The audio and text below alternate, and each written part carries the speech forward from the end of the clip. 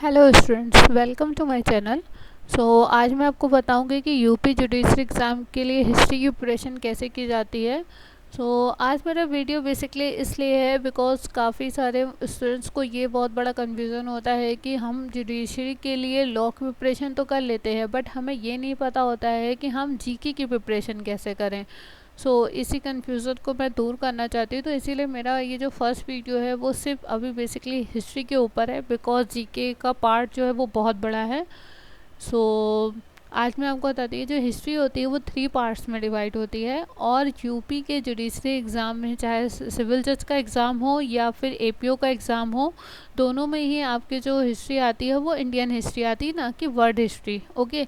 जैसे कि मैं अपने प्रीवियस वीडियो में भी आपको बता चुकी हूँ, हिस्ट्री जो होती है वो 3 पार्ट्स में डिवाइड होती है: ancient history, medieval history and modern history. Ancient history है जो कि आपका प्राचीन भारत के बारे में आपकी पूरी इंफॉर्मेशन होती है, एंड मिडिएवल हिस्ट्री जो कि मध्यकालीन भारत, एंड मॉडर्न हिस्ट्री जो कि आधुनिक भारत। ओके, एंड देन मैं आती हूँ एंशियंट हिस्ट्री पे। जैसा कि आपको पिक्चर में दिख रहा होगा, एंशियंट हिस्ट्री जो होती है हमारी प्राचीन भारत के बारे में आपसे क्वेश्चन पूछा जाता है, जिसमें कि आपके पूरा सिंधु घाटी सभ्यता के बारे में, आपकी हड़प्पा सभ्यता के बारे में, ऋग वैदिक काल, उत्तर वैदिक काल, ये जितने भी हमारे काल रहे हैं, हमारी प्राचीन सभ्यताएं रही हैं, कैसे किसी सभ्यता की खोज की गई थी, वो सारी चीज़ें हमारी एंशियंट हिस्ट्री में आती हैं। ओके, इसकी प्रिपरेशन करने के लिए आपको ये करना होगा कि आपको सबसे पहले तो एनसीईआरटी की बुक फॉलो करनी होगी, बिकॉज उसमें आपको एक बेसिक से दिया हुआ है कि कैसे हमारी सभ्यता के बारे में खोज हुई, कैसे हड़प्पा सभ्यता की खोज हुई है, वो क्या थी, सभ्यता क्या थी, वो सारी चीज़ें आपको एनसीईआरटी की बुक में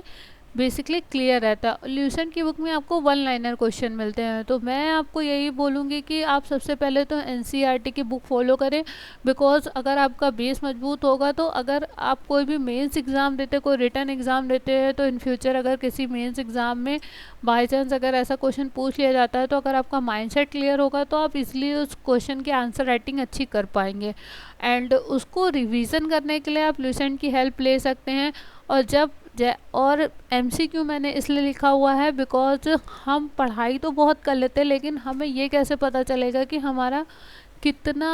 पेपर जो है तैयार हो चुका है, कितना कोर्स हमारा कंप्लीट हो चुका है, और आपका माइंडसेट कितना क्लियर है, आप कितनी ईजली या कितनी स्मार्टली आप किसी क्वेश्चन को सॉल्व कर सकते हैं।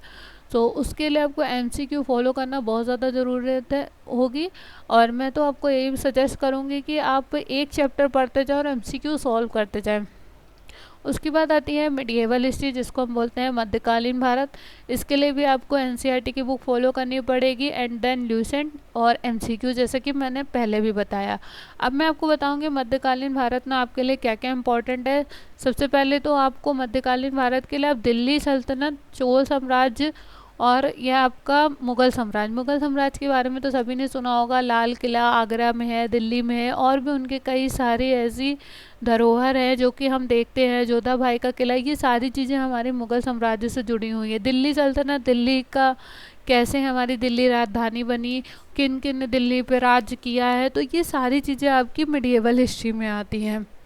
उसके बाद आपकी आती है मॉडर्न हिस्ट्री, जो कि आपका सबसे मेन और इम्पॉर्टेंट पार्ट होता है आपकी हिस्ट्री का, बिकॉज मॉडर्न हिस्ट्री में ही हमारा पूरा दिया हुआ है कि भारत देश को कैसे आज़ादी मिली है, और कब से ये क्रांति लोगों के मन में आई थी कि हमें भारत देश को आज़ादी दिलानी है, हमें ब्रिटिश साम्राज्य से आज़ादी दिलानी है। इसीलिए मैंने ये पिक्चर ऐड करी हुई है कि आपको कब से कब तक के आज़ादी टाइम के पीरियड को, आपको कब से कब तक के मॉडर्न हिस्ट्री के पीरियड को आपको पढ़ने के लिए फोकस करना होगा, बिकॉज 1857 से लेकर 1947, क्योंकि 1947 में हमारा देश आज़ाद हुआ था, एंड 1857 में हमारे देश में जो मंगल पांडे थे, उन्होंने कारतूस, चर्बी वाले कारतूस को इस्तेमाल करने से मना कर दिया था। वहीं से उन्होंने ही